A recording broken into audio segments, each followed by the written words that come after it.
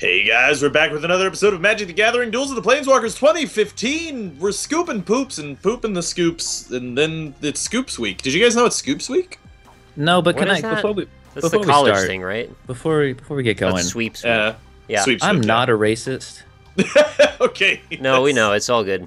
Okay, Yeah. I just want to make sure that we get No, there. it's Okay, cool. let's It's just an continue with the accident. episode. No problem. Yep. Yeah. Important to note, by the way, we're recording this one immediately after the last one, so the whole comment section thing is not going to be particularly applicable. But in fairness, we didn't do that segment last time, so perhaps we could do it this time with the last comment section. But it wouldn't be the last comment section that you know. It would be the comment section before the last one that you know. All the things you're saying right now aren't going to be possible because we need to record them in bulk.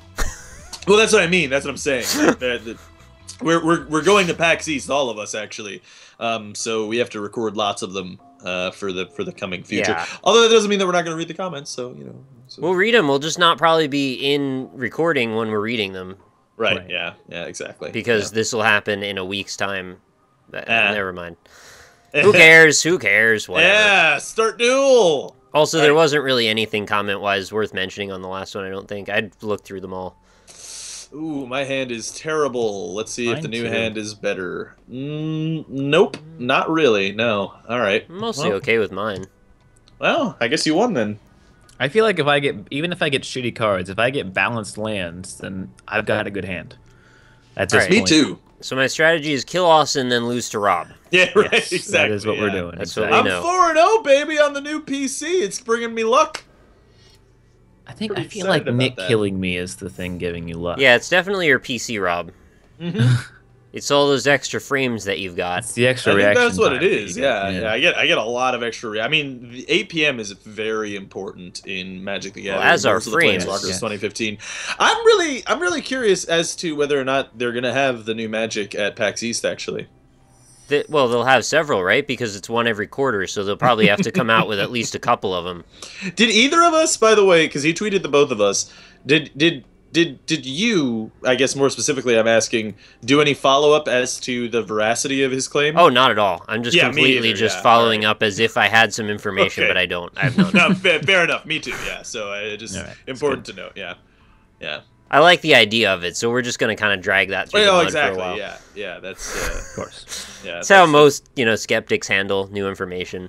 Just agree. accept it as Accept fact. it as fact immediately. Yeah. Right. Yeah. That's the way to go. We're a good source I for always news. find. Yeah. So you want to know that thing that I was looking up beforehand? I do. Yes, Yeah. you were gonna tell us a thing. Yeah, I was going to tell them a thing that I was looking up because I thought it was kind of hilarious, and I just happened to catch this bit of news in just completely offhandedly. I was watching something completely unrelated. So apparently there's going to be another Five Nights at Freddy's coming out very soon. Wow. We're going to hit 3 now. That's the third one. Yeah, that's the Alright. third one. That's 3 within what, like 5 months? Longer than that? Not a 6 very months? long time, honestly. I don't really know how many months.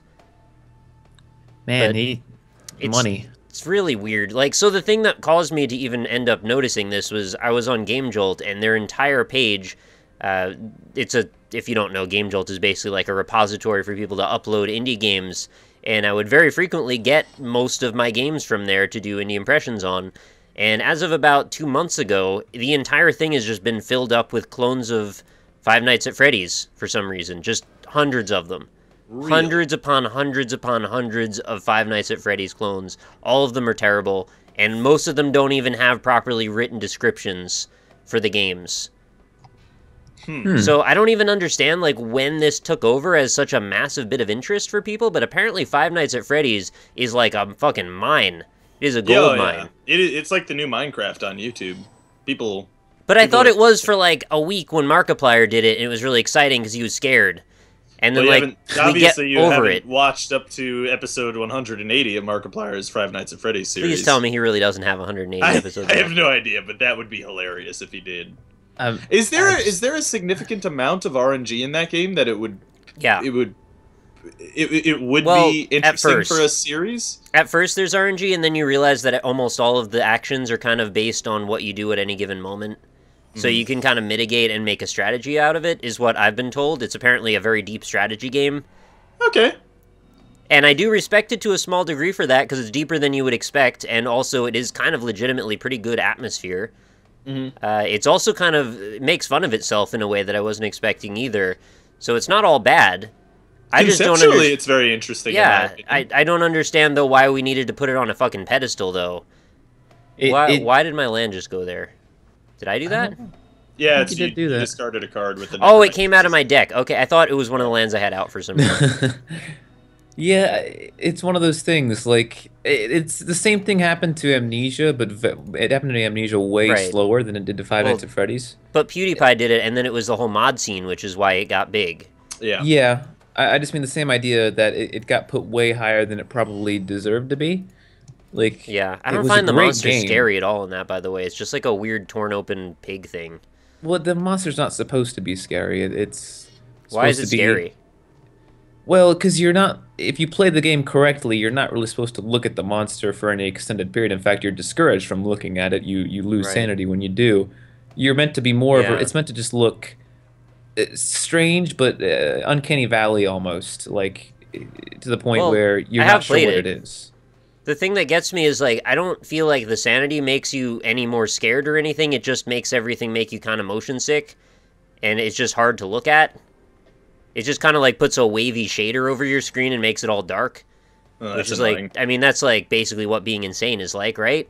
I mean, what? I Yeah. don't really understand a lot of scary games. I don't think I get scared about them the same way most people do. That's when a movie has like, oh, these characters are doing pot. Oh shit, a flying tiger from the sky. Oh, look out, boys, I'm afraid of the flying tiger from the marijuana fairy. Like, yeah, all right, yeah, that's exactly what it's like. It is. I mean, not that I've ever tried in New York City. No, because it's illegal. But No one's assuming that. obviously, yeah. But yeah, no, I guess it would be kind of similar to that. I don't know. I haven't really. I'll be honest. I haven't played either of the games, so I don't have a particularly. Have you played Penumbra or like any of those? No, not really. Have you played any scary games recently? I generally stay away from scary games because I legitimately get Too scared spooky, by yeah. them. Yeah, I really do. Don't use that word. But I get. Yeah, I get a little bit too afraid. Oh, you did Alien.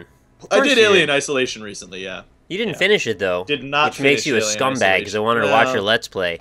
Yeah, people were a bit negative on it, and then also Why I don't was you having recording finish issues. Twilight Princess, Rob? Like, Well, come I literally can't do that one. on. That game's not even That's scary. Alien Isolation, I could probably go back to now, but I don't think anybody would want to watch it. But I mean, I could go back to it now because my computer Dude, it's doesn't so overheat when I long. play it. It's Is it like really? 24 hours long. Is it that long? It's so long. Every time you think it's reaching a climax, it's like, okay, the end of chapter 2 of 8. Is 24 hours long for a game now? For a horror game, it is. Okay, maybe for a horror game. It's like definitely over 16 or 18 hours, which is way long for a horror game. Yeah, I'm in the same boat as Rob. Horror games do not sit well with me. I get very scared. You are Even- aware that there's a whole market for that. You could be selling this right now. Yeah, I could be. No, see, I don't think I could be because I don't have the mental fortitude to be scared that many times in one day. That's exactly what they want. They want you to give up and also eat a hot pepper while you're at it. I did the onion challenge once. Never again. Dude, there is a new market out there for eating hot peppers while being scared. Is it really? Dude, I still have You this card on my started. deck. Is that the next level of the Yes. art monitor? Yeah, the pepper cam. I guess. People really like the onion video from years Oh. ago. Set it up so every time your heart rate goes too high, it sprays you in the eye with pepper spray. like a monster jumps out. Ah! Oh shit! Oh shit! Oh god! Oh. Dude, I would actually watch that. That would be so funny. And then also like it hits you in the face with a cream pie right It's after. oh yeah, you get cream pied right afterward. And then you immediately get cream pied, right? Dude, it's like speed. You got to keep your heart rate down or you get sprayed in the eye. Oh my god, Yeah. that's great. That's You my know what? best idea today. Yeah, you know what's sad is that someone could and might take that idea. Pepper spraying yourself for fun is a really bad idea. Don't do that. I'm sure. Well, wasn't there a guy, I heard about a guy on Twitch who had his sub notification to a jump scare, so he would get terrified every time someone subbed. Dude, B-Rex has done that before. That's not a huge thing. Wait, Did he? really? What did he do? He had a scary sound when he would play scary games, and when people would subscribe, he would get scared. That's pretty funny, actually. Yeah. It's not a big deal. That's pretty funny, actually. Yeah, no, what was I gonna say? I don't know. You're gonna say that's pretty funny, actually. That's pretty funny, actually, yeah. No, I don't remember exactly what I was going to say, but it was something interesting and hilarious, and everyone watching would have been particularly intrigued by the... Just keep describing what it would have been and giving it adjectives and stuff. Would have been great. Would have been the best thing ever said on the show. Fantastic. I mean, top notch. You know, you would go in if we had a Hall of Fame for like best magic jokes. It would been 6 out of 7. I think the top notch is the one with the candy room. Honestly. I'll take you to the candy room shop. I'll let you lick the candy room pop. Your Mojang pop. Yeah, Look, right. No, here's what you got to do if you want to fake out your dad. I'm sorry, it didn't have the impact of when Rob did it. It really caught me off guard the other time. Fake out your dad. It was incredible, the timing of that. Sometimes you just gotta fake out your dad, you know? Yeah. The best time to pull a joke like that is when it has no relevance to anything we're saying. Absolutely the best time. You will get me, and you'll get me so good. And it'll feel good for everyone. Hundreds and maybe even over 1,000 people will laugh with you. And don't you want to be that kind of guy? That's true. Don't you? Don't you want me, baby? Don't you want me? No. Because I do. I want me, baby. I want me. No, I don't believe you when you say that you don't. I want to see your peacock, cock, your peacock. That's a song about how Katy Perry wants to look at your dick. Yeah. Do you know that? Yeah. I'm not surprised that exists, to be completely honest. Bit weird. It's a bit weird. Don't be a shy kind of guy. I bet it's beautiful. Hey, baby, let me see. Come on, save the words for when you actually see it. You know, don't hype it up, or you might be disappointed. I'm just saying. That's true. Yeah. Oh, I'm sure it's great. I'm sure it's fine. Just Yeah. What if it's just a really sad little dick? Could be. Hey, Katy Perry, I got a 2-incher for you. What do you think about that? I'm kind of a shy kind of guy, but I'll show you. She's like, oh, I bet it's beautiful. Oh. Ooh, made a bit of an error on that one. I really wish I didn't write that song for you. Gonna release this single, but I might hold on to it now. I wanna see your peacock, cock, your peacock. Why even say peacock? Just say cock. I just wanna see your cock. I wanna see your penis. I wanna see your I wanna see your penis. Your penis. Like, it doesn't have a whole bunch of shimmering rainbow feathers behind it. It's just your dick. Yeah, right. You're just looking for his dick, yeah. She's just interested in his dick, not anything else in that song. Not anything else. And there's nothing wrong with that. No, you could look at dicks all you want. Go right ahead. Look at some dicks, man. I mean, look away. Look at some dicks. Hey, we all look at some dicks sometimes. I mean, that's true. It's surprisingly fairly often. Sometimes you just gotta look at some dicks. Like every time I pee, there's one involved. Yeah, that's one. Pornography, almost always. There's a dick involved. Unless you're mostly just into lesbians, which is okay too. That's to each his own. To each his own. That's like that. What's his name? The one of the guy one of the dudes from the Damon Wayans. No, from the 5. You know, the 5 Nights southern, at Freddy's. The 5 southern. The Kings of Comedy.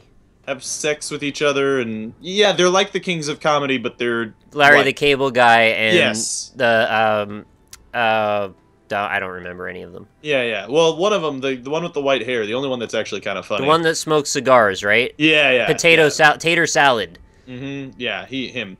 So he has this one bit where he's like, everybody's a little gay. Yeah. Everybody's just a little bit gay. And I would be talking to my my really staunchly hetero friend, and he'd be like, "Nah, man, I ain't gay at all. What you talking about? I don't like dudes. What do you mean? I ain't a little bit gay." He's like, "All right, well, you watch porno, right?" Hell yeah, I watch porno. Hell yeah, I watch porno all the time. I've seen the bit too. Yeah. All right. Do you always watch lesbian porno? No. Most of the time, I watch regular. I watch them get on. Yeah, I watch them bang. Yeah, and it's like, all right, well, do you like in those pornos men with limp, floppy, small penises? Kind of He's like, sad no, I penis." love big, hard, strong cock. Oh, I guess you're right. See, I know the punchline. I've heard that joke too, and it's still funny to me. Yeah, it's always good. I think there's a level of cognitive dissonance, though, where some people would know the punchline and still somehow try to get out of it. Right? Like, there's some people that would be like, oh, I'm afraid of admitting this out loud, so I need to come up with a way to make that not true. Yep. And I don't know what that is. Yeah. Yeah, exactly. Oh, Nimblongo rings. Yeah, Nimblongo rings. Nimblongo ring. That actually sounds like a Majora's Mask bullshit trick. Nimblongo rings. I gotta use the like Nimblongo some sort of rings. like Mexican treat that you find at your local bodega. Bolegda. Balegda. Fucking Nimblongo rings, dude. That's released. Do that trick next time. See if it works. Do what trick? The Nimblongo rings. You go to the clock tower, right? You gotta go get the dog, and then you do the back jumps. You gotta get over. You gotta do the final owl. You gotta hit the owl outside of the bounds. Yeah, fuck the owl. Yeah. And you can do a wrong warp, and that'll probably get you the wacky sword, and then you can go up into the sky, and you got to do the balance act. Sword, yeah. Oh, you were with it for so long, and then the wacky sword. I can't remember what the sword trick was called. ISG. Yeah, that one. ISG. YSG, the yellow shirt guy. YSG. Yeah. You have to have sex with the yellow shirt guy. You got to do him, and then I mean, he doesn't after mind. that, I'm sure he. Or does he? I don't know. Maybe I mean, I don't want to go to that route and say like he's very nerdy. Perhaps he's never had sex, but I mean, what if he's like a super player? Like, what if he's just banging chicks all day, every day? Banging like that's his on thing. a trash can. Well, maybe he's banging on a trash can, Drumming but on a street light. I was looking more towards the banging ladies. Drumming on my bongo.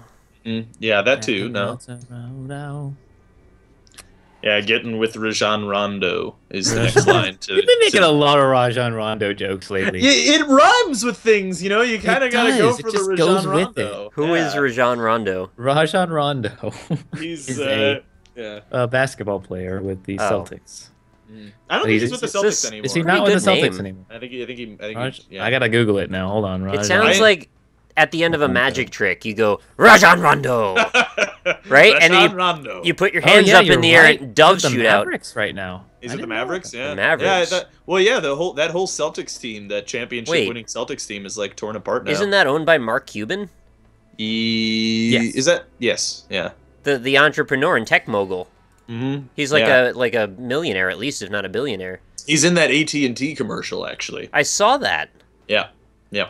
Dude, I watch a lot of Shark Tank, so Mark Cuban near and dear to me. He's very aggressive lately. I think he's been doing like drugs or something. He's very angry at everyone. He could be doing a lot of cocaine. They tend to do that. I don't actually have any facts to back that up. I'm not trying to slander. Sure he's doing cocaine. A second ago, I just said Mark Cuban was near and dear to me, and now I'm accusing him of doing drugs. Well, I mean, it's not like the accusation is something such horrible a scum.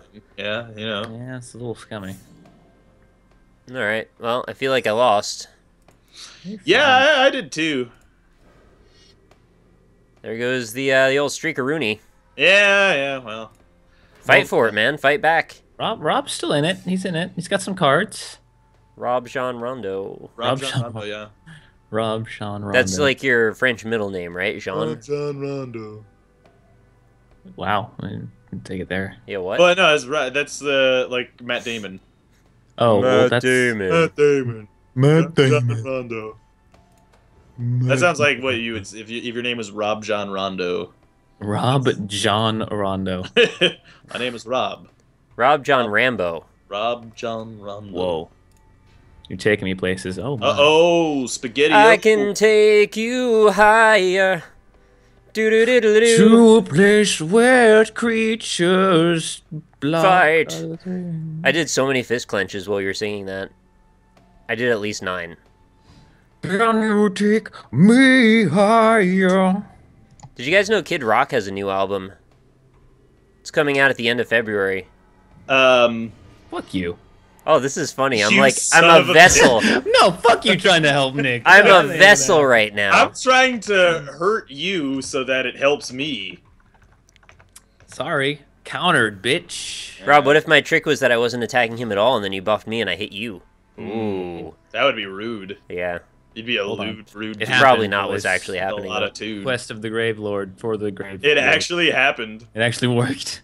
How does that happen? Contrary to popular belief, that card does work sometimes. So, I just said how Kid Rock has a new album, and he's like almost 50, and the song that he released as a single is about his first kiss. And Okay. it's not like a sassy southern twang type of song. It's like a really earnest country song. Mhm. And it makes me feel really awkward. but and- can you What? take me higher? Yeah, can you take me higher? Higher than what? Higher.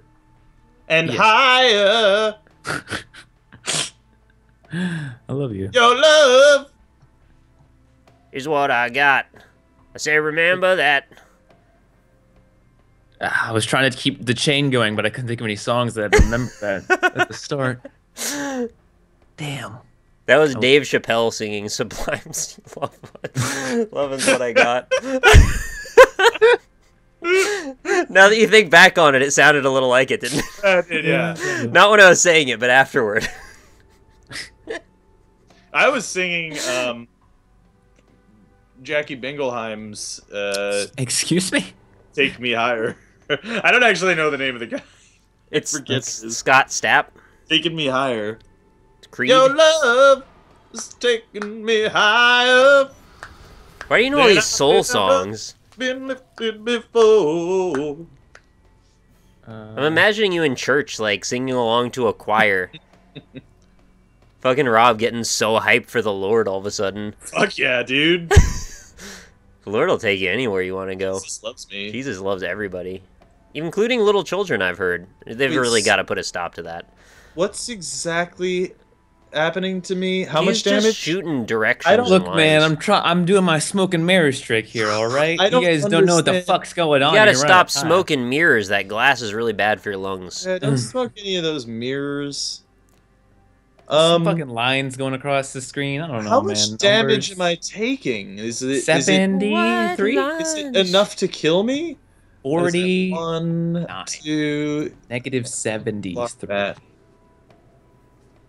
I don't know what's happening. I can't do Your anything. love is lifting me higher. What I remember that. You guys never heard that song?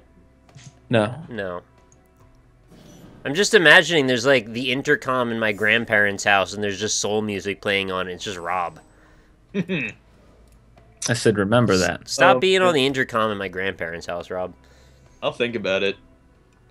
I don't think I have any way to win this at all. I think the streak's dead, boys. Rob, there's no way you're gonna win this. I'm sorry. Well, I have one play that's decent, but it won't win. I have Please. another play that's also relatively decent, but also probably won't win. The only option we have at this point is to cut our losses and fucking riot and tell Austin to change his deck. That's a good idea, yeah. Just riot. There's Rito. Rito. I have 56 Grave Lord life, Rito. Rob. Yeah, no, I get that aspect of it as well. Yeah, that's I said remember that. Oh. Austin's got 56 life. So remember that. All right.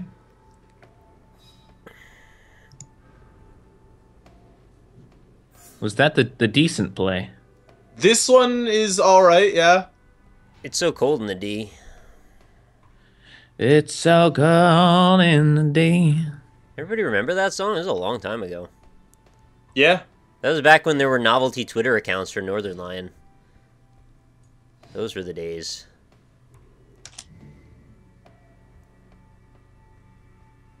Oh shit.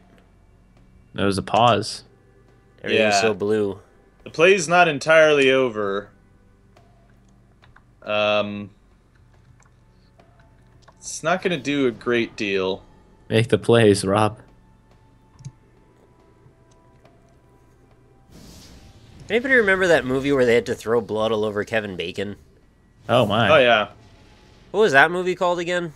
Fuck Your Mother. Oh, yeah, Yes. that is what it was. Great old classic Fuck Your Mother. Everyone loves Like it. Mr. Invisible or something. Yeah, maybe. Hollow Man. That's Oh, what it's yeah, called. yeah. That movie sucked ass. I just remember them throwing blood all over Kevin Bacon, and he was like, "Oh no, they can see me because blood." I'm Kevin Bacon, and I was invisible, and I was all creepy and nasty. Fucking Kevin Bacon, blood all over him. Then he was in The River Wild, and he was like this fucking hostage-taking motherfucker, and he was like, he tried to rob a bank, but then he like tried to kill his family for some reason because there was a river. And it was wild. And then he was in Tremors, and there were these huge worms. Okay, Tremors is a good movie, all right? Tremors is a good film. What's the best Kevin Bacon movie, though? I don't like Tremors. it. Footloose, probably. Probably Tremors. Isn't Footloose like a play, though? Footloose. But it's also a good film. To put on the Sunday shoes, I think? Yeah. I know the words to that song. Don't worry about it. I'm gonna look at his IMDb here. Let's do IMDb time with Rob. I love this segment. Oh, he was in Apollo 13. That's right. Yeah, he was. Really good in that movie was pretty good. That's a good film. Yeah. And, was he in like Sunday Horse? X-Men. No, I wish he was in Sunday Horse and Sunday Horse too. And he was also in X-Men First Class, which was very good. I didn't like that. I know you didn't like that movie, yeah, but I liked it. Can you check on Sunday Horse to see if there's any updates? You know what? You're right. I'm gonna look up Sunday Horse. Get our Sunday Horse update in. And maybe there's like a new quote. You know what? I should go to r/Sunday Horse and perfect. see what's happening there. There's gotta be a sub. This had to do with Nicolas Cage. Am I right? Like, is that what it was? Most likely. That's usually where we get to anything. Ryan Merriman, isn't that a former NFL player? Oh no, Ryan Merriman. Oh, but right. Okay, yeah, that's right. This movie's weird because it's got William Shatner and Ving Rhames. Yes. In it. Okay. Yeah. Okay. That makes it good though, kind of. Travelocity. Yeah. All right. Yeah. Doesn't he die? Like in the Travelocity commercials, he dies. Yeah, he died. Yeah, he's dead. But he came back, right? Like they brought him Nick, back. did you know that? I don't think so. Yeah, he straight up died. There's like 3 commercials in the sequence after where they're all sad because he's dead. Yeah. And they're still getting good deals on Travelocity. Though. Props to them for having a narrative running. They had it was a really long. It took like 2 years of that narrative for it to play out. Yeah, I think what he does is someone's gonna crash their car off a cliff, and he like jumps in the way and knocks them out, and then he falls off the cliff and dies. I think they're even at one point they have like a ghost detector and they're trying to feel the vibes, and the vibes are telling them to go to Travelocity.com. I'm just not gonna. Yeah. All right. So what's up with Sunday Horse? All right. So well, in Sunday Horse, after a near fatal accident on a horse, the experts thought. Dude, read the whole thing again. After a near fatal accident on a horse, the experts thought was nothing special. A determined rider from the wrong side of the tracks defies all the odds to pursue her dreams of winning a national jumping championship. I fucking hate that sentence. It's the best. It doesn't mean anything. Doesn't mean anything. 3 years to figure out. It's like content. Like, it's just so ambiguous. It's like a blueberry. Yet specific. Yeah. Oh god, it's we so couldn't strange. get the grammar of the sentence right until like 10 minutes later. We had to dissect it in each word. Very confusing. Is there any update though? Is there any new information about it? New funding? New anything? I mean, it says not yet released. Right. 2015. It was updated January 26th, 2015. Oh, so that's very recently. Yeah, it was rather recent. Yeah. Well, compared to how long ago it was that we last looked at the page, which is a while back. Right. Yeah, it's in post production now, so that means they're editing it. Thank goodness. Yeah. So yep. That's the production company is still the Sunday Horse 2. So that's the best part about that is they doubled down on this Sunday Horse project. They really thought it's gonna be a fucking. They titled the production company the name of the sequel and not the name of the original one. The Sunday Horse 2 the Sunday Horse brought to you by the Sunday Horse 2. But, like, you could at least think of them serializing this product and saying, well, this is our IP's name, The Sunday Horse, and we're going to name our production company after that, because we really believe in the Sunday Horse and all the message that comes behind that. But they went after the sequel because it's just like a pipe dream for them or something, and they just got to keep the memory alive in their own name. They really, yeah, they really do. Is there going to be a second Sunday Horse, or is it going to be the same Sunday Horse? Well, then they've got to create a new company called the Sunday Horse 3 to create To Sunday make Horse it. 2. Yeah, that's it. They got to make a new production company. I want to get off this wild Sunday Horse ride. I never want it to end. There's some... Man, headshots are weird, man. Does it say who wrote that sentence that we really like? No, well, it's likely like the producer. That's a log line. There's actually a formula to making log lines, and this fits the formula. However, it's way too long. Like it's far too long. You understand why I'm asking, right? Yeah, well, yeah, because it's ridiculous. I want to know who wrote it so we can find more of their work and read it. Yeah, that's it. I want to know if they write like that all the time. Story is by Fred T. Cunart, and it looks like one of the movies he's known for is Beneath Loch Ness. Oh, And I was really hoping you were going to say Sunday Horse 3. No, that would be fantastic. He started at the third one. That's where he got established. And then he called his production company Sunday Horse 2 so they could make the original. He's basically the new George Lucas, right? Like It's some Pulp Fiction IRL shit. Oh no! What? The last movie that he wrote, I guess he was a co-writer on this one. The last movie that he wrote was a movie called The List, starring Wayne Brady. Schindler. Oh. Wayne Brady, and get this, Sidney Tamlia Poitier. Yeah. Interesting. Googling The List with Wayne Brady right now. It came out in 2007. My idea, the poster's great because it's like a list of like my ideal woman. Number 1 is funny. Number 3 is real. Number 6 is beautiful. Number 8 can sing. Number 10, the Sunday Horse 2. Can we look at number 4 in this list? And number 7 too. Number 4 is bilingual. All right, so you've just narrowed down your list a lot. And number 7 is loves that food. No, it loves Thai food, actually. Oh, Thai loves food. that food. I was wondering, is she it gotta love specific that food. Oh, a lady loves that food. There you go. She has gotta love that food because there's a difference. Loves hockey, Thai food, bilingual, can sing, is organized. Can we just point out? I want to be able to show the smile that Wayne Brady has in this fucking movie. I've seen a poster. Wayne Brady smile a few times. No, it's a No. Brady This one. is a very like, do I want to Specific, be yeah. here? Smile. Oh. This is 2007, right? So this is like the height of his career. Yeah, that was a big year for him. Yeah. It also looks like he's got a receding hairline in this poster for The List. He was doing that game show, right? Where they had to guess a song? Mm-hmm. Wasn't that year? Yeah, probably. Sidney Poitier. So what has she been in? She was in True Crime, right? Okay. Oh, right. I forgot she was in Death Proof. Yeah. Oh man. Good old The Sunday Horse. Oh, let's look at Susan Reinhardt. Oh, really? She's known for Buffalo Soldiers. It's actually a pretty good film. Buffalo Soldier. Mm-hmm. In the heart of the man. Memphis with Sybil Shepherd. Glory Dawn. The storyline for The List starts out very upfront. Ever been dumped in front? The next sentence is not even a sentence. It's ever been dumped ? In front of 20,000 people at a stadium on live television. That's one sentence. Is that a question mark after that one, or is that not a question mark exclamation point combo? Oh, that's what are those called? A sentence fragment. No. The question mark. Interrobang? Interrobang. That's it. There's a fucking word for that, and also that word is interrobang. Interrobang. Yep.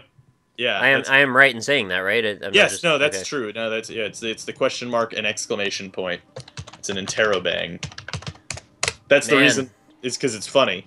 Third time college has paid off. There it is. Technically speaking, it's an interrobang is when you join the two, right? But it's essentially an interrobang.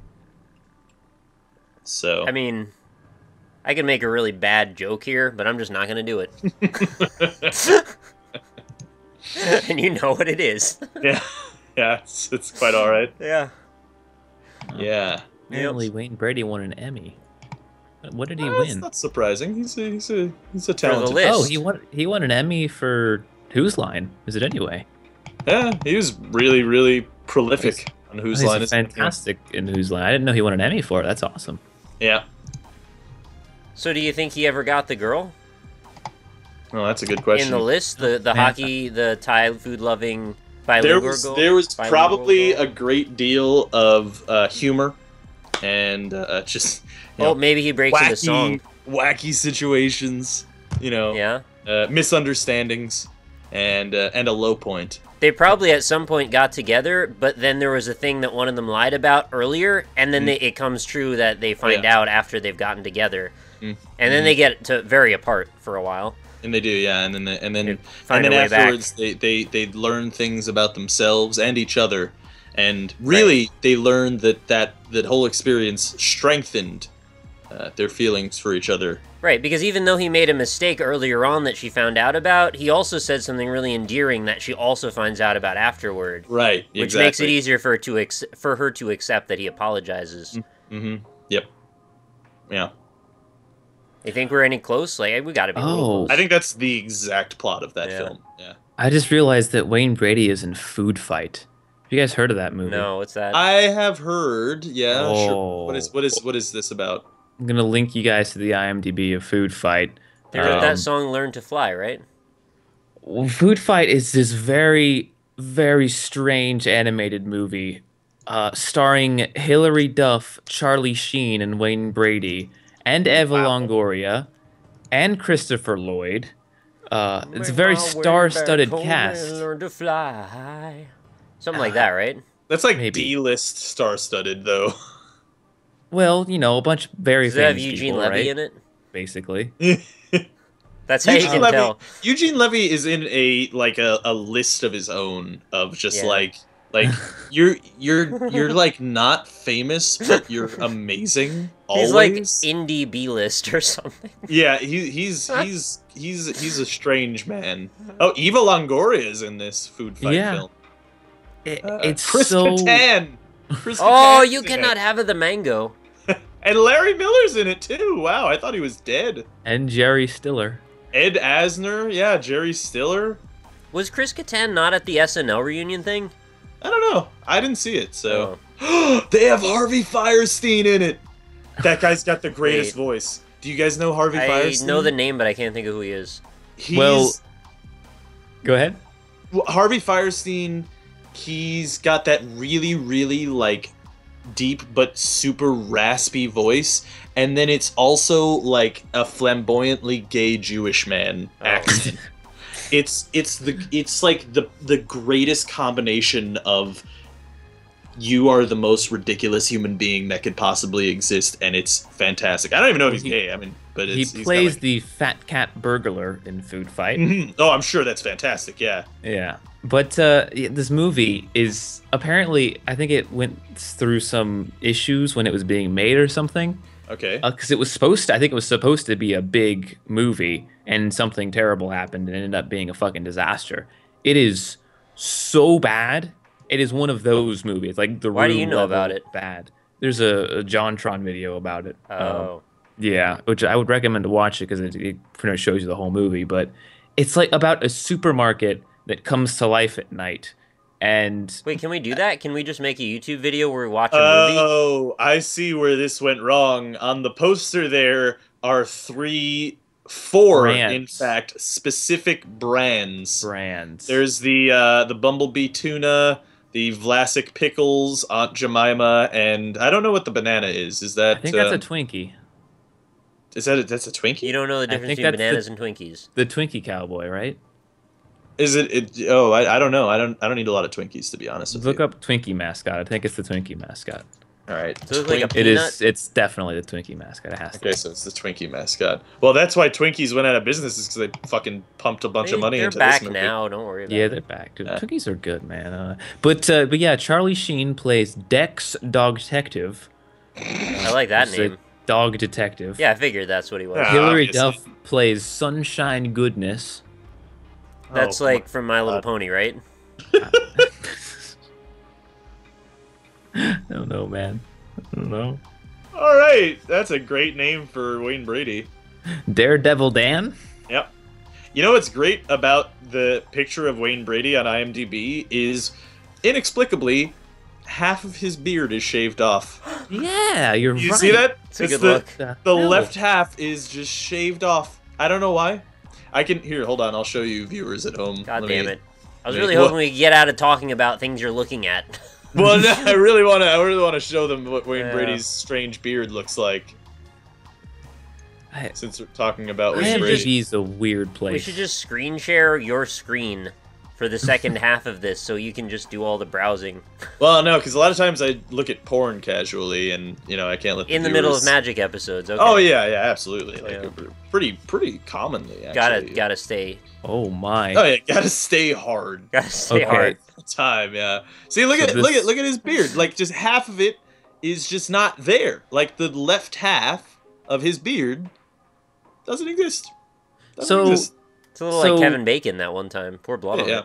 You guys want to hear this? I don't think this movie was even released in America because it says it grossed 20,000 euro in the UK and then 53,000 whatever the Russia currency is, and its budget was Euros. 45 million. Wait, Oh. 23,000? So it lost 44.9 billion dollars, more than that. Well, Oh my million, God. you mean. Million, $9 billion, trillion. It Yes. lost $7 quadrillion at the box office. It actually single-handedly tanked Greece's economy. You know in Cookie Clicker there's that capital letter O? We don't even know what that stands for. It lost that. It lost that too. Like an octillion or uh, something. But yeah, when I said this was a disaster, I meant that it was. Oh my A god. disaster. How did I never even hear of it though? Like, Probably because it fucking sold 20,000 tickets or $20,000. yeah, but, like, no marketing?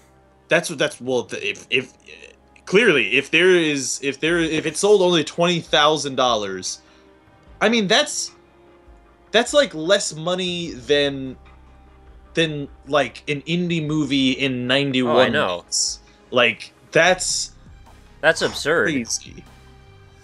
That's crazy. In fairness about the $44 million though, that all comes from wow, that is such a oh man, that is the worst idea. That all comes from Vlasic, Twinkies, Bumblebee, and Aunt Jemima, just getting main characters being their mascots. So yeah, this movie was. I think it was. The concept was made in 1999. It was How to supposed to squeeze the most amount of money out of advertisers for a movie while still making a film. That's the idea that they Right, came out but with in '99. This is interesting though because it was supposed to release. I think in the early 2000s. It was released in 2012. Wait a minute, really? That's like Yes. the Duke Nukem Forever of movies. It is basically. But yeah, box office Classically, we 73,000, budget $45 million. Well, the reason it probably took so long is they probably made like 100 scripts, and then they had to move them around to Vlasic, Twinkies, Bumblebee, and Aunt Jemima, and have them like just pick over every single line that their Right. mascot would say, and changing the lines and rewrites and all that. And the hardware kept changing. They had to keep upgrading the engine, yeah, that too. Oh, here's an starting interesting over all little the tidbit. assets. Yeah. In late 2002, early 2003, Kasanoff reported that hard drives containing unfinished assets for the film had been stolen in what he called an act of industrial espionage. Wow. Foodfight Gate. Fight, Kate. Oh my god. People wanted to sabotage this thing? What? Probably there was like Aunt Jemima and Vlasic having internal issues. Can you imagine if there was like a fight, like an alternative company that also wanted to make a similar idea, and they wanted to make sure the other one didn't succeed, and they had the same budget, and maybe they only sold like $8,000 in theirs. We never even found that one. Oh my god, this story is so interesting. Lionsgate Entertainment established a distribution deal who gave $20 million in funding to Threshold, which is the company who's making this, in 2005. And due to the Lionsgate deal, the celebrity voice actors and the product tie-ins, a release date in 2005 was announced and missed, and then a deal in 2007, but again, nothing came of it. And eventually, skip some crap, their insurance company, which had insured the movie, was then finished by that insurance company as inexpensively and quickly as possible, and then the film released. I didn't know you can insure a movie. Oh yeah. Yeah, the insurance company, which was called everything. Fireman's Fund Insurance Company, received the copyright to the film in 2012 and released it in 2012. How do you determine risk on a thing like that? Because shouldn't that company then be dissolved? Yeah. Like, I don't isn't know. that the worst call an insurance company's ever made for insuring a film? Yeah, I don't know. But you insure everything on a film. You insure I'm all just the saying things. that if it proceeded to exist for like 13 years, Oh my they god. made some big problems happen there. The IMDb, this is what the IMDb says, Austin, is Foodfight was a box office bomb, making only $73,000 back of its $65 million budget. All right. I want to more- interview someone involved with that. You know, the real movie is the fact that that movie failed. The half, yeah, actually, that would be That's a the movie. really, that would be a really great documentary. Actually, is what the fuck these people were thinking making Food Interview Fight. everyone along the way, especially fucking Fireman's Fund. They didn't even have the integrity to, like, obviously this movie is designed purely and entirely to make money, and Right. that's probably also part of the reason it bombed, because people are pretty, okay about advertising and open to it and receptive, but they're also not the stupidest people in the world. Yep, And yeah. that would, looking at a movie like that would make me, you would feel insulted. run I away. would feel insulted. That is why you've got to pre-order the ticket sales before they know. Yeah, exactly. Get the That'll get DLC 'em in. to see what The what DLC kind of is the pickle- unreleased footage. What kind of pickle the seagull goes and grabs. That's at a good the end. point. Yeah. You need to hear this sentence in a review for I this love movie. sentences. The grotesque ugliness of the animation alone would be a deal breaker, even if the film weren't also glaringly inappropriate in its sexuality, nightmare-inducing in its animation, and filled with Nazi overtones Oh and my iconography, All right. even more egregiously unfit for children than the script's wall-to-wall gauntlet of crude double entendres. I don't know how to say Entendre. that. Entendres and weird intimations of interspecies sex. So this, I don't know if this is just a troll review though. I would No, think it that's- is. I think I don't that's think- a real review. I don't think they would have Nazism in Food Fight. In fact, this probably is the most vanilla movie the world has Yeah. ever known. When there's corporations involved, they won't go in any direction like that. Yeah, they are going to stay about as close to center as possible. Like was it South Park or what was it, where it's the politician standing on the podium and he's like, I have no strong opinion in either direction, and everyone claps and cheers. Oh wait, that's Futurama, isn't it? That's Futurama. That yeah, sounds that's- like Futurama. Yeah, it's Futurama. Yeah, yeah, but yeah. No, I mean they didn't even have the integrity. They went for the highest bidder that was willing to do this. They didn't even have the integrity to try to grab some real licenses that seem like interesting characters that could fit up against one another. They straight up have Aunt Jemima as a fucking syrup bottle, the seagull from Vlasic, and the weird shark thing from Bumblebee. And it's as if they reprinted the Twinkies cowboy onto the poster from the thing. Man. Maybe if you had Count Chocula and I don't know, those robbers who they go rob Cookie Crisp or whatever.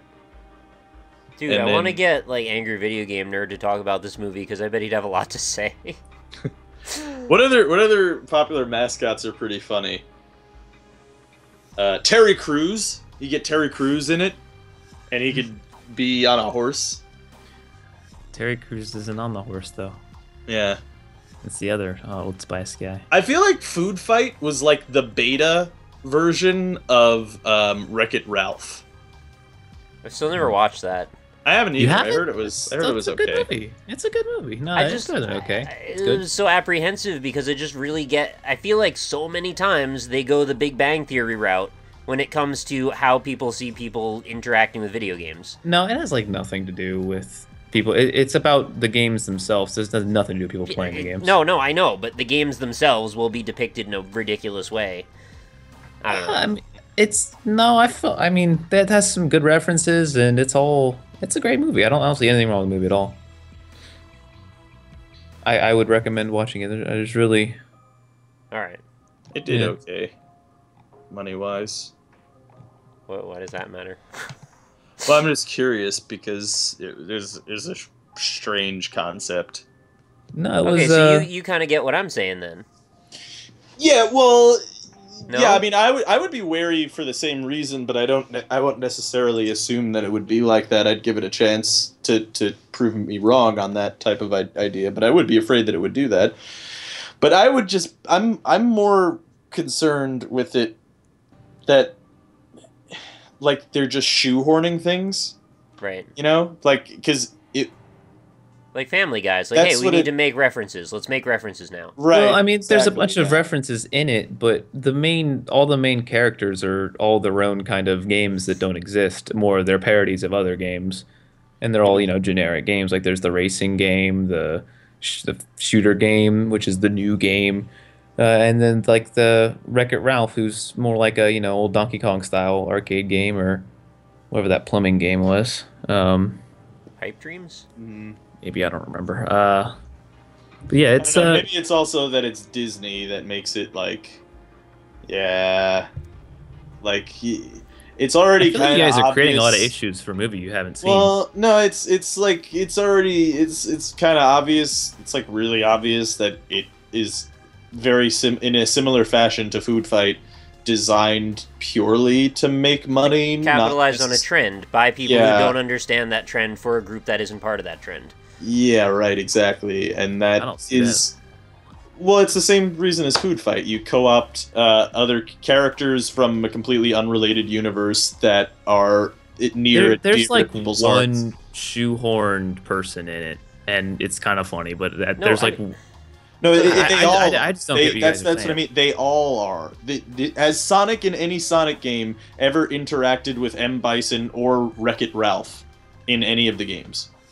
Well, the Sonic one was what I was referring to, if that's what you're talking about. Well, I see Dr. Robotnik on there, Zangief, the ghosts from Pac-Man. Oh, those are yeah, that's just like a short scene with the evil dudes. Like that one's actually funny. I'm just saying that, like, I feel like you're. I don't think it's there. I don't for this movie. I don't think you get. I don't see it. Well, it is. I'm not against watching it. I'll watch it. I'll watch it too. Yeah, I'm just saying that conceptually and premise-wise, it's designed to use your good feelings towards Sonic and Street Fighter to make you want to watch this movie, of which you probably you would have no interest in otherwise. And it's reappropriating them in a way to use them in their own devices, which feels manipulative. Right, it's like when, a show or a movie's like, oh yeah, I'll be right back after this murder we committed, but I need an ice cool, refreshing Coca-Cola here because it's going to be delicious and also nutritious in a lot of ways. And it's like it just feels kind of icky. Yeah, it's also because it's like, it's Disney and they're in recent years they're kind of known for that kind of thing a bit. Like, I mean, Sonic's on screen for like 3 seconds. It doesn't matter. It doesn't matter how long he's on screen for. The fact that he's in it at all. I mean, they even marketed it with him on the poster. So, I mean... It's a bait and switch. It's the whole point is, like, it doesn't matter how long... He could be on there for a single frame, and the idea still stands that on its premise alone, it's a little bit icky for me to want to even consider. It's also breaking the wall of parody, isn't it? And satire to say, well, we're making a comparison to something, but also here's the thing we're making a comparison to. Mm-hmm.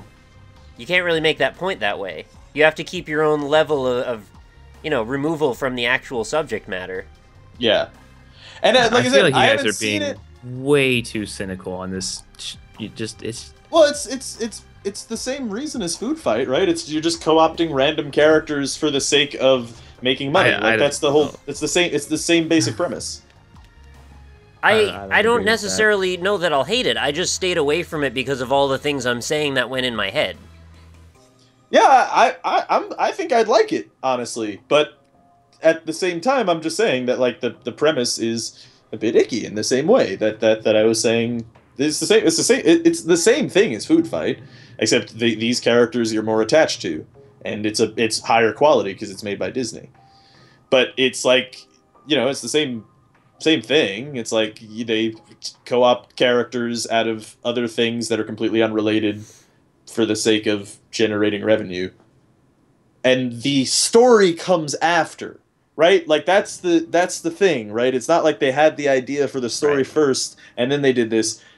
They thought about the licensing deals and then they made the story around that, and that's a bit icky. It's a little, I don't know if you can say that, because I can all say those that things that you're talking about are like in the very, very beginning of the movie, and then the entire rest of the movie has nothing to do with any of those things. We're talking about conceptuals and theoreticals. Whether or not they apply, they're still sort of a part of the equation. Why would you bother making a good movie then? Why waste your time trying on that movie if that's all you're trying to do? Making a good movie? If you're just trying to get people in with the cheap, co-opted characters, why bother with the actual movie making it good? I don't understand. Well, because you'd have the difference between Foodfight and Wreck-It Ralph, which actually went positive in their earnings rather than, Foodfight, which they did it right. Just a cash grab, and they didn't care about anything else. Ultimately, you can lure people in under a false premise and then still give them a positive experience afterward. Yeah, Wreck-It Ralph could be a great movie. I don't see, but the initial premise is just as icky as Foodfight, albeit less icky because they're characters that I'm more comfortable with and more attached to. But I don't know. I don't know if I agree. I just feel like that's like, so you're just not allowed to make references to things in movies? No, you can make a reference to something, but that's not the same as they built their identity on it. Yeah, like paying Sega to get Sonic's likeness and put him on the poster of the film. Like that's completely different from making a reference to, like, Scott Pilgrim vs. the World uses a bunch of assets and sounds from Zelda and various other video games, and those are like homages, but they're not like, they're very specific, and they're not the same as like, hey, let's contact Sega and license, M. Bison so he can make him look snarling on the cover of the Wreck-It Ralph poster so that people are going to look at it and say, oh, Street Fighter. I like Street Fighter. That gets me in the door. That's my hook. The hook in that scenario is game characters that you're familiar with, I get the poster. I hadn't seen the poster. I agree with you that it's weird to me that the only main character on the poster is Wreck-It Ralph and not the other 5 main characters. I agree with you there. Like that's dumb. I don't know why. There also can be a disconnect between the people that made the movie and the marketing, so it doesn't necessarily imply that anyone's being malicious in that. Yeah, right.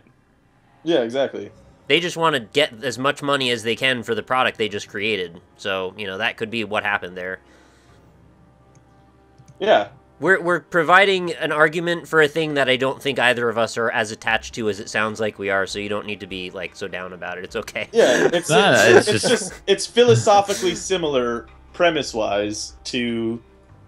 Yeah, it was an interesting parallel, I think, between the two things.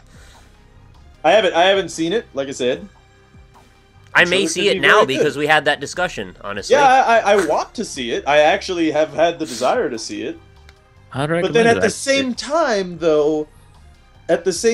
while saying that, the reason that I have wanted to see it is because it has those licensed game characters in it. And you wanted to see how bad it was, right? You wanted to see if I don't know. Yeah, I don't know the storyline. I don't know. I wouldn't see it for that, because like I said, those to do with the people little girl, and then they're in the movie. Literally, like the entire intro of the movie is, I'll look at these old arcade games, and then the entire rest of the movie is the actual story. Right, is it like Monsters Incorporated with video game characters?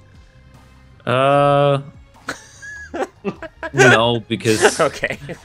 Yeah, I get what you're trying to get at, but the little girl is actually a character, not like Boo, who doesn't talk. Or I thought that was a cute movie. Actually, no, I love Monsters Inc. One of my favorite Monsters Inc.'s great, Pixar movies. Yeah, but it's a great film. I wouldn't compare it that much. Okay. Yeah. Draw inspiration, Donkey Kong. Both games are Hardy Man character, little building structure. Yeah, no, I mean I want to see it. But yeah, like at the same time, and it was the hook. The hook is licensed video game characters, and they know that, and I know that, and yet it still works on me, and I'm conscious of it, and because it's for the opposite reason. It's weird though, because I remember seeing the commercials, and the only character in the commercials that was one of those characters was the Q*bert. Well, and the villain scene. But the villain scene was like, I think it was pretty obvious in the commercials that didn't have really anything to do with the movie. Doesn't it just come across a little bit that's like, hey, like, we know about these things that are supposed to be niche characters, and we're going to show them off because we're so savvy. And that just sounds like you're gloating. Like, it's not privileged information to know about video games. And to expose it to a mainstream audience as if it is just kind of disingenuous to me. I don't know, it didn't feel that way to me, I guess. The Sonic one did. The Sonic one, it's because I'm cynical, really, and it's not your fault. You should be the happy person here because you didn't feel worked up about it. Cool. I'm totally cool with referential humor. Like, I'm watching the trailer right now. No, see, like, the trailer right now, Bowser's sitting next to Zangief, who's telling a story while Dr. Robotnik looks on. So, but, like... They're pushing the hook so hard, then. Yeah, they really are. I mean, that's the whole... I remember seeing that and being like, oh, shit, that's Bowser. I want to see that.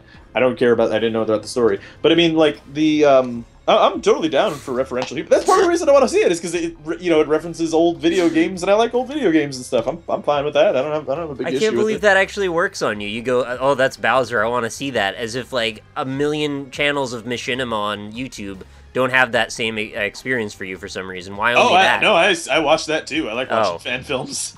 Fan films are great. All right, fuck me. Never mind then. Yeah. Bad point. I didn't know what I was saying. Yeah, no, I like those too. Actually, speaking of which, fan film, well, sort of fan film, is actually a sponsored sort of fan film, but Halo Forward Unto Dawn, pretty good. I don't know if you guys saw that. Are they going to make a new one of that? Because it seemed like they were going to. Probably make 1,000 of them. Yeah. Well, I mean, they made the Halo Forward Unto Dawn like a year and a half ago now, so I don't know. Yeah, I don't know. I would assume they'd make another one. It was so successful. Mm-hmm. Yeah, it was really good. I liked it a lot. I thought it was pretty good. In semi-related news, Machinima actually, who was responsible, the MCN, they were responsible for that Mortal Kombat series that they made such a big fuss about. Yeah, apparently they're laying off like a ton of people again, mm-hmm. and they're canceling like most of their big programming now. Oh, really?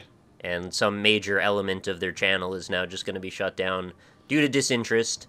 So yeah, I watched a bit of the Mortal Kombat, and it was real bad. Oh, that one's bad. I am completely not surprised by that, by the way. It was, yeah, it looked bad from the trailers, and because it's like, hey, let's tell the ridiculous and over-the-top Mortal Kombat story in a really heavy-handed and dramatic way, and it's like, that is not a smart idea. That is a really bad idea to try to play that story straight, like that. Especially if you're gonna, if you're gonna not change the elements of it. The guy's name is Noob Saibot because it's Boon Tobias backwards. Yeah. There's a story element for you. Have fun with that. You remember the old Mortal Kombat movies? Those were awesome. Yes. Those movies were great. when Scorpion throws his hook and you can see out of the perspective of the hook as it flies through the trees after Liu Kang. Was it Liu Kang he was fighting, or was it Sub-Zero at that point? I don't remember. I think it was Liu Kang. It's usually Liu Kang. I think it is Liu Kang there, and then he fights him in hell, and he takes off his Yeah, hood, he's whatever. a skull underneath. Did Yeah, you know? he uses the flamethrower. Yeah, yeah. No, that pretty sure that was Liu Kang. Yeah. You guys Yeah. are nerding the My fuck favorite out right was Johnny Cage. Johnny Cage was the best. I forget. I his like line. Nicolas Cage better, his brother. No, well, Johnny Cage. Johnny Cage was actually based on. I think he might have been based on Nicolas Cage. I don't remember. I what don't the think fuck he his- was actually. No, I think He he was- was a fictional character movie star. Well, yeah, but he's based specifically on one movie star, and in fact, I think initially he was going to be the tie-in for the game. Oh, okay, he's a parody of Jean-Claude Van Damme. That's who he is. All right, well that's a bit of a stretch though, but okay, sure, whatever. No, you can see it. You can see it It's if you look fucking at Mortal Johnny Kombat. Cage. Who cares?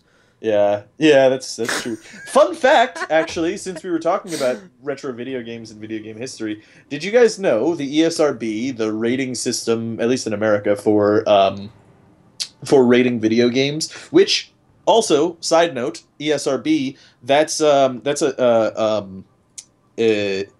self-regulating system. Yeah, we made it up which is- because of Mortal Kombat. And it came to be because of Mortal Kombat 2 and parents getting really, really upset over Yeah. all of the blood and gore in Mortal Kombat 2. Katana could cut you in half with her fucking fan, Yeah, it was cool. and so could Kung Lao. Honestly, Yeah, but the point that I was making too was that it's self-regulating, which is really interesting because that's completely unlike rating systems in other industries like the MPAA or the Right. Whatever those are not self-regulating, so it's interesting. It's cool. thanks Mortal Kombat, Yeah, Mortal Kombat gave us the ESRB. and maybe helped kill Machinima. Yay! Yeah, there. right. Ba-ba-ba-ba. Done. Done. Could actually be the end there. I think probably about time. I really always wanted to when I was Oh, looking fuck up, you, Nick. No, it's not.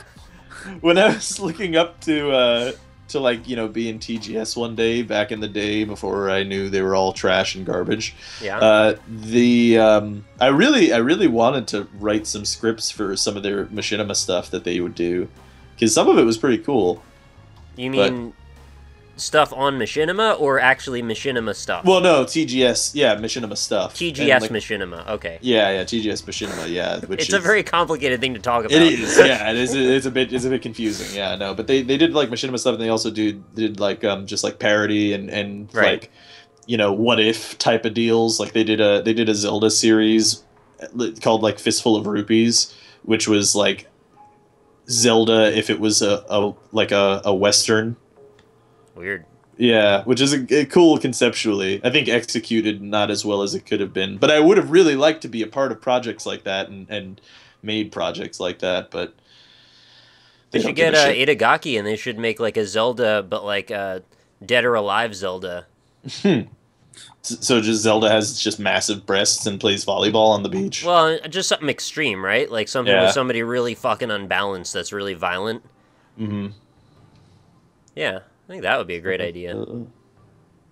Yeah, imagine, using your Wiimote and chopping through stuff and there's just like limbs flying everywhere and blood coming out and that the kids like that, right? Yeah. Oh yeah. Oh, kids are into that kind of kids stuff. love it. M-rated Zelda. Why can't we do that? No. There's only was the Twilight Princess was the only T-rated Zelda, right?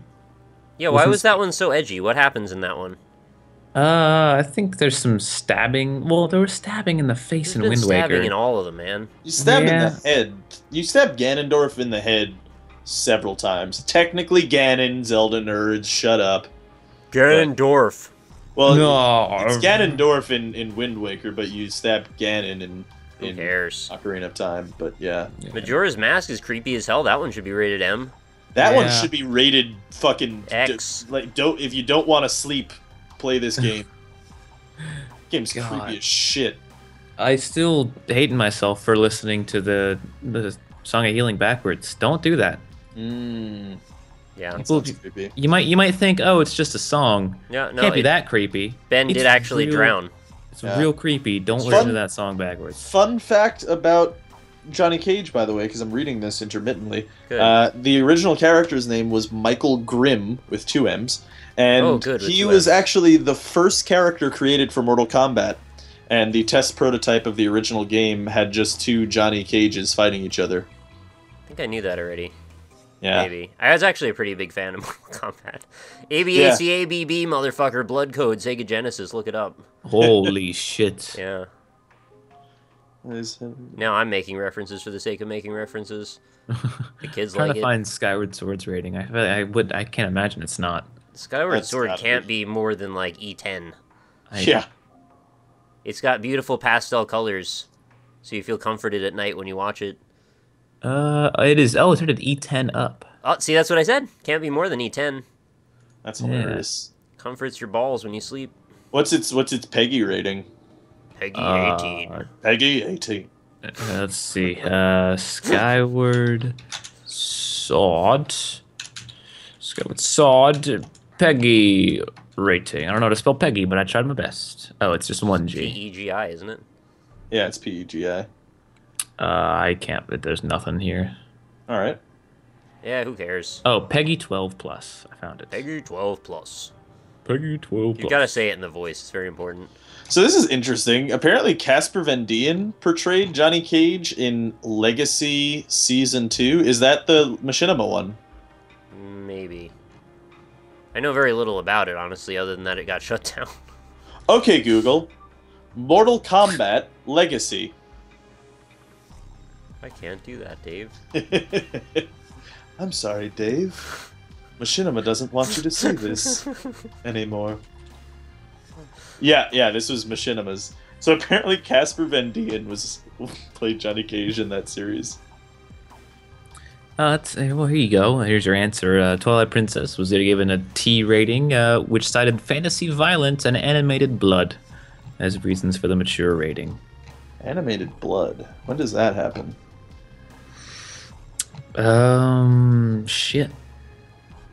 I'm trying to think. I mean, you think I'd know? I think what probably happened. This is entirely conjecture and in no way based in It was any a marketing parts of move. reality. Yes, exactly. Yes, I knew what you were gonna say. I think Nintendo pushed for it to be T-rated so that like This the is people the edgy who grew one. up with Ocarina were like, because that's what people. Whenever anybody talks about Twilight Princess, people are always like, oh yeah, well it was a pretty dark game, like as like a point of. Yo, where does that you know? even come from?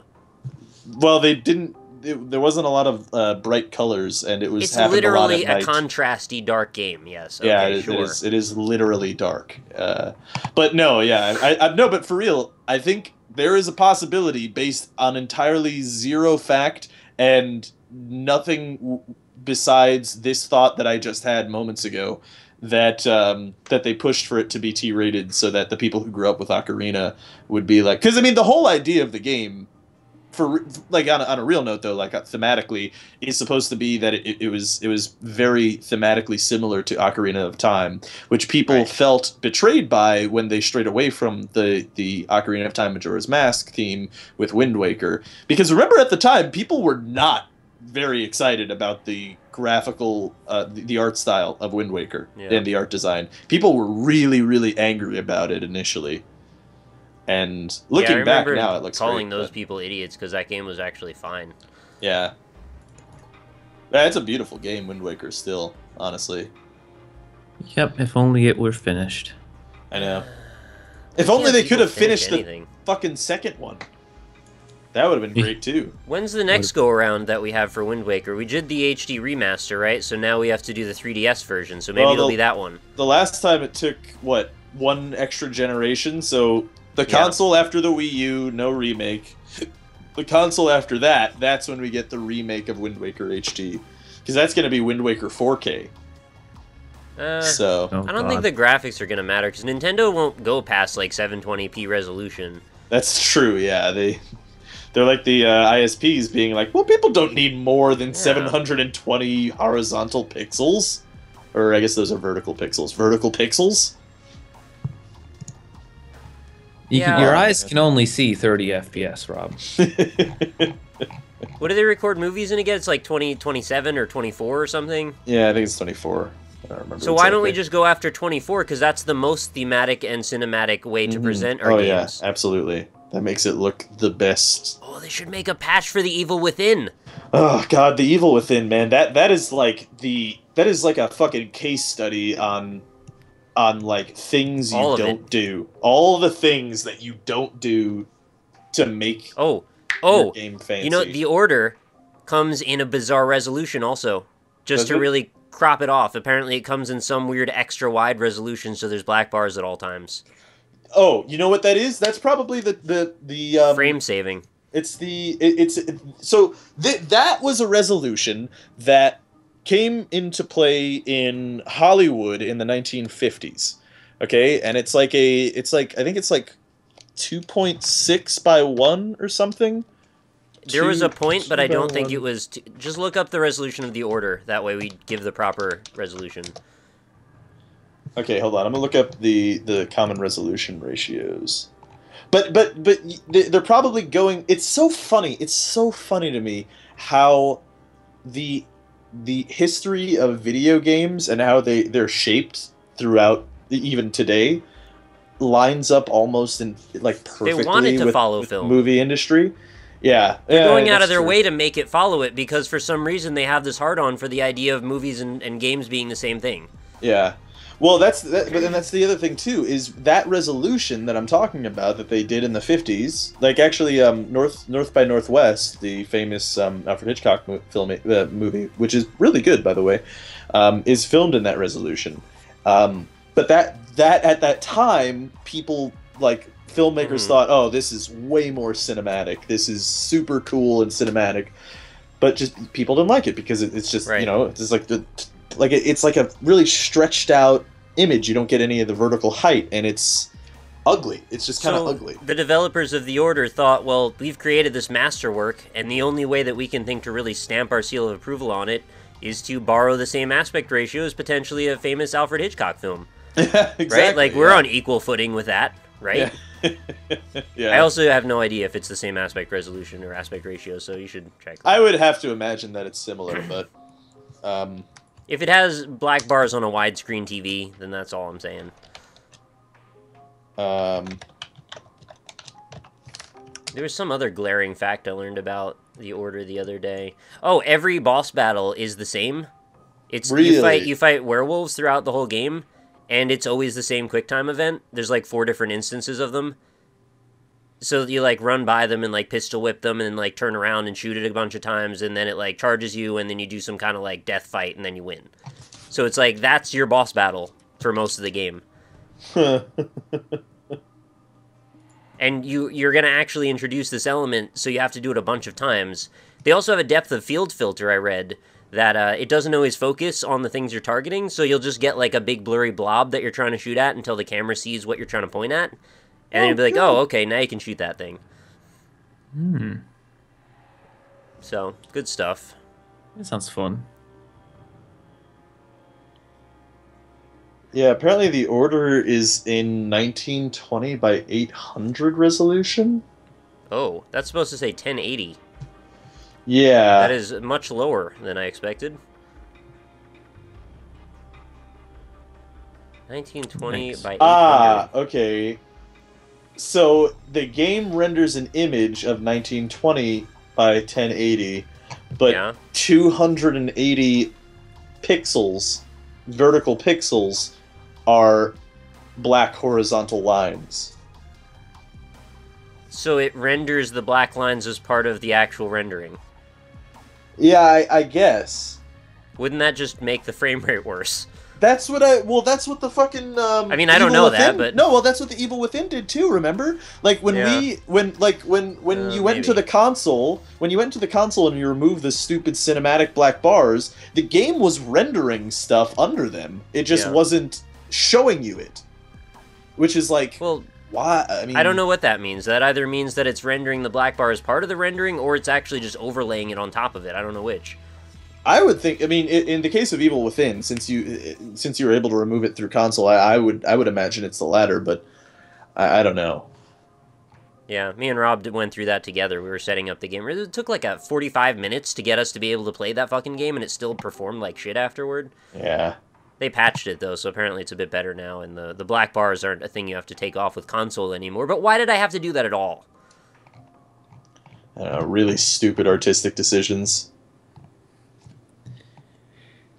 Yeah, it's weird how little things like that seem to just slip through without anyone going, well, maybe we should not do that, guys. No, Did you think? things like that are like dudes sucking each other's. There's a big circle jerk in the Yeah. office, like, oh yeah, make it look like a movie. Oh, get the letterbox. Oh baby, yeah, oh that's good. Oh man, Oh, rub make my it nipples, rub my 24 nipples. frames per Okay. second. Oh yeah, this looks like a fucking Alfred Hitchcock movie. I'm the next Alfred Hitchcock. They're gonna call me the Christopher Nolan of video games. Oh yeah, that's what's happening over there. When they do, oh, you know what, guys? Let's be super edgy and let's add a film grain and make the picture quality considerably worse because people love film grains. That's the best part about films is that the imperfections of the grains making a poorer image quality. That's what people love about films. It's nearly indistinguishable. They don't love the characters or the stories or the complex emotions or dialogues. They don't care about any of that. It's the grain. It's the shitty image quality. That's what they want. Put some hairs on it too. Can you get some hairs stuck in the oh man, the negatives that it go by? It's the Rob is celluloid. very passionate. No, I'm kind of with him. It's fucking ridiculous. No. When people are like, okay, it's acceptable in games where it's thematically Round appropriate. two. No, it's acceptable in games where it's thematically appropriate. Like, for instance, House of the Dead Overkill, right? They do that film grainy thing, but they're going for like a grindhouse type of deal. Yeah, where it's over the top in the film even, and Right, it makes exactly. sense then. The evil within, like, where does that have any fucking place? Right, we don't need to be aware of the filming process of this thing we're witnessing because it's not being filmed. Exactly. We're a ghost camera. There's no camera. The camera doesn't exist. And then they have to get the tiny little fucking focus frame in the center so you can't see, anything around you. I think it's also the part of the reason that I'm loud about this is this is an equally relevant conversation in the film industry itself of the use of the difference between using film and digital, and I'm sure it's like the music industry where there's those wankery about whether digital or analog is the better option. Yeah, it's a frustrating conversation of like one is very clearly superior. Just use that. Just use. I don't know if it's that one is digital. Clearly superior, but If you use a red camera, it is basically indistinguishable. So you would need an algorithm running on a computer to distinguish the difference between film and a red camera's footage. No, I don't know that. I don't know enough to comment, but I do know that I can tell the difference between 24, 30, and 60 FPS. Yeah, well, that's another thing too on film is digital doesn't need to run at that frame rate, right? But filmmakers are still running films at that frame rate, even shooting digital, so that it looks more like film. Oh, I know. Which is, at least in that case, is a little bit more understandable, in a way. Yeah, on PC there's no excuse. Because there are some weird scenarios, like movies with a higher frame rate look weird comparatively to movies with a lower frame rate. Like, I remember there was that whole debate with the Hobbit movie, and people were like, are you one of those people that say it looks different? I was like, I mean, it does actually look different. It does look a little bit weirder because it like. You can look at Robert Rodriguez's movies, like Sin City and stuff. Like those movies play at like I think like 60 frames per second, and it lends to the art, like the art design of the film, but it's also just a little bit jarring since you're used to films running at 24 frames per second. I don't know. I mean, you are actually making the argument in that case that lower frame rate is more cinematic, and in that case, I actually agree with you because we're talking about movies and not fucking video games. Exactly right. Yeah. It is definitely. It is still arguable, I think, even in the film industry, whether it's more cinematic. Because the thing is, it's. You're used to it, right? Because all films have been like that since... Certainly more pervasive at the very least. Nobody's going to argue that. Right, exactly. Whereas and you know, it could just be the case of people just need to get used to 60 frames per second in digital filmmaking, but I don't know. Is there an advantage really To having 60 to frames having per second? 60 over 24 in this case of a movie? Uh, It's just a choice. It's an artistic decision, right? There's it's, no it's real. an artistic choice, yeah. I mean, there would not be a great deal of downside if you're going on the 24 frames per second. I mean, the 60 frames per second, you would have to render more frames, right? And sometimes rendering these movies that have a great deal of CGI takes like weeks. Oh, well, I'm not talking about the behind the scenes. I'm just talking as far as being a viewer sitting watching a movie at 24 or 60. It's just an artistic decision. But when Yes. you're talking about a video game at 60, that's more response time that you have and a more smooth experience, especially when you're trying to do dexterous movement. Yeah, right? absolutely, yeah. So that actually does change the experience. Not only does it change how you're able to react, but you'll have a better, enjoyable time being able to see everything updating closer to real time to you. Mm-hmm. It's more immersive. I don't think there's a way around saying that. It also affects gameplay too. Like in Dark Souls, there's a couple like if you use the DS fix to make it run at 60 frames per second, the original Dark Souls, I mean. Well, it depends on the engine. Yeah, well, there's a couple of jumps that can't be made at 60 frames per second, but can be made at the 30. That's because of that specific engine, though, the way it's written. Yeah, but That's still, I'm talking general terms, though. Yeah, in general as well. Yeah, that's but They programmed it not to be done in 60, so that's why it's a problem at that. And there would have to be like post hoc fixes for individual exceptions to that problem. Mm. Yeah. Yeah. Yeah, stop equating games to movies, guys. That's I think what we want. It's a different medium. Like, you can pay lip service to each other, but just stop trying to think you are one and the other. It doesn't need to be. You know, I think I've said this before on Magic a long time ago, but Alan Moore, comic artist, he's done famously The Watchmen, V for Vendetta, League of Extraordinary Gentlemen, you know, all these. Yeah. And he's a brilliant writer, amazing comic book writer, and he is vehement in his hatred for any even discussion about turning his comics into films. He won't be a part of any project. He hates the idea, and it simply happens because they're very popular and extremely good, and he doesn't own the rights to them. He must have really hated that shitty PS4 game they made of The Watchmen then. Probably. PS3 game. That was Yeah. a really bad game.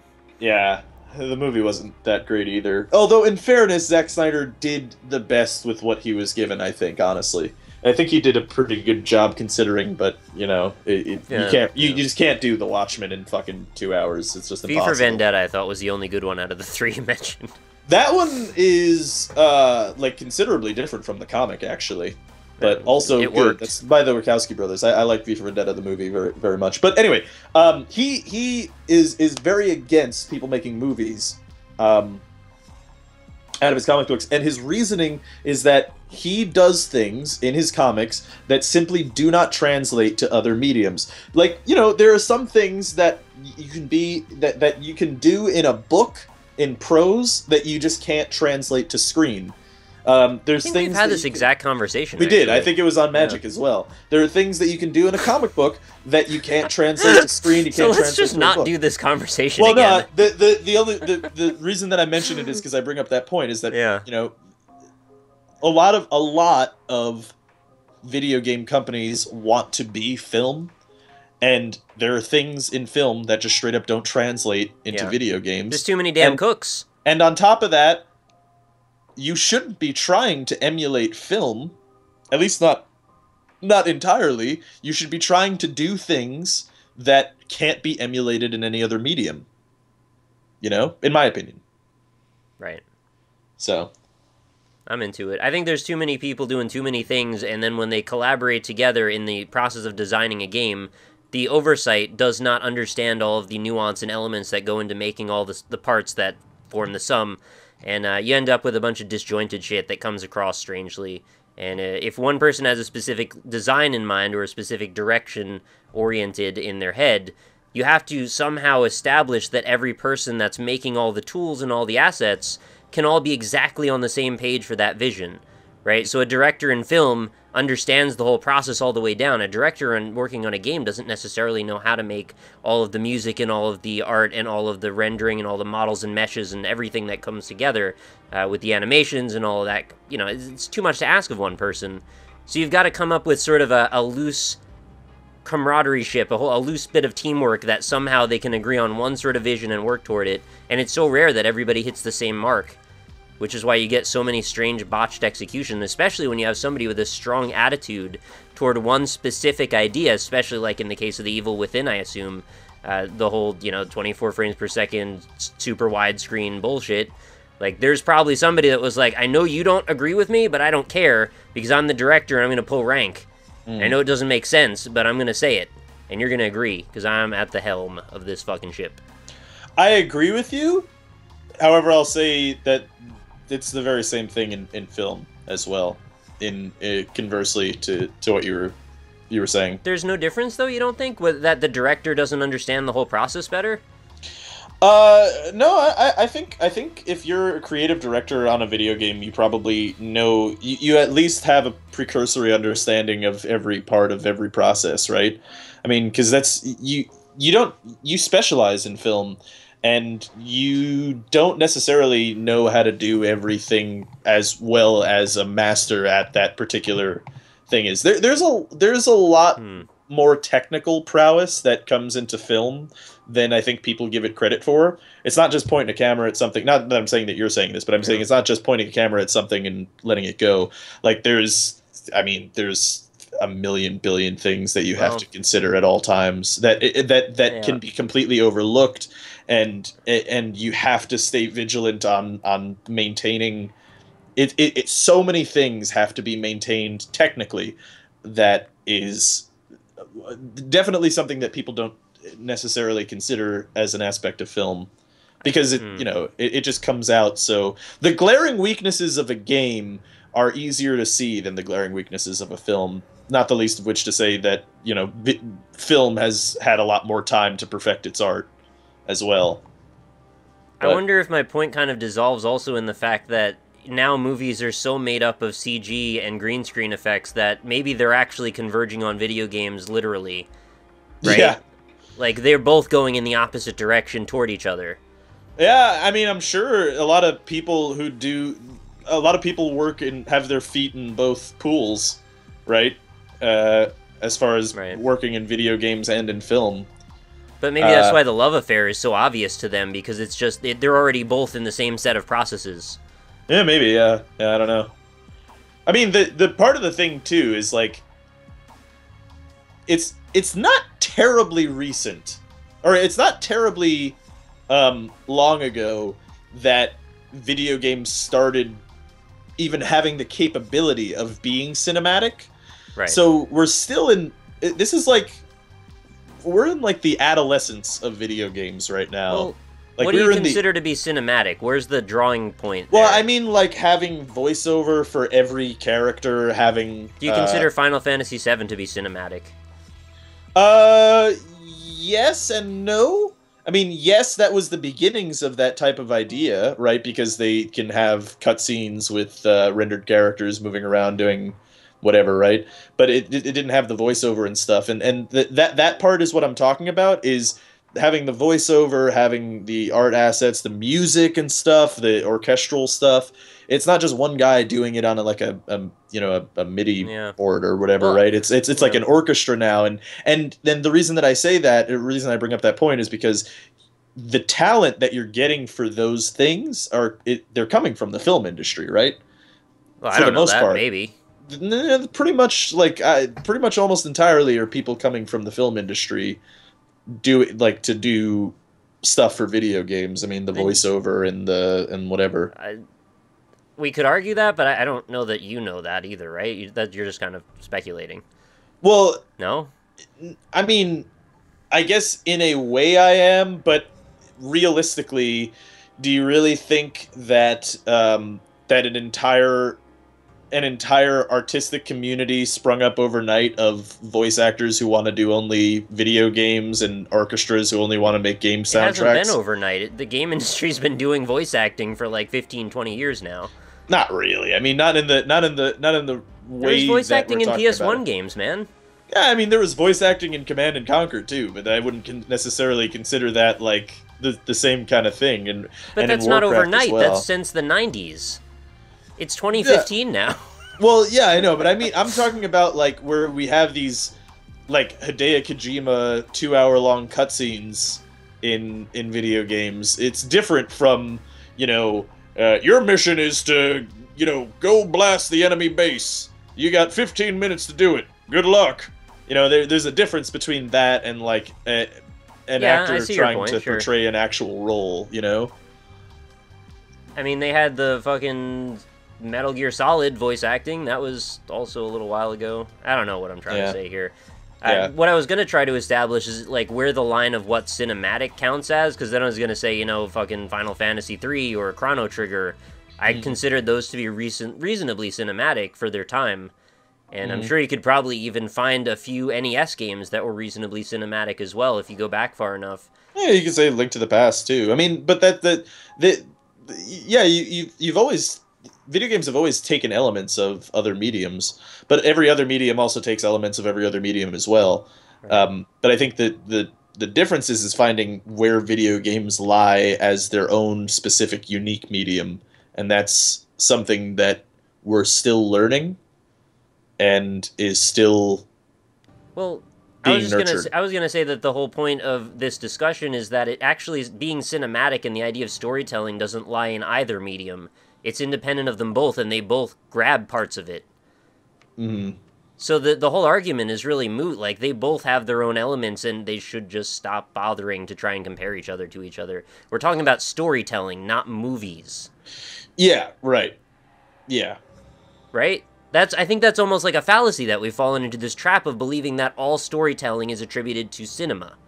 Mm-hmm. And it's not. Well, yeah, I mean, yes, but here's the thing. A lot of the elements of cinema that we hold as, you know... They're cues. Well, things that we hold as, like, the commandments of cinema, a lot of them kind of are carried over from dramatic plays, like the Okay. So, I mean, right, you're agreeing with me, actually. Wrote about all the rules of storytelling and the rules of like how many stories are possible and how many character archetypes there are and stuff like that. Like, right. And that's all carried over into film.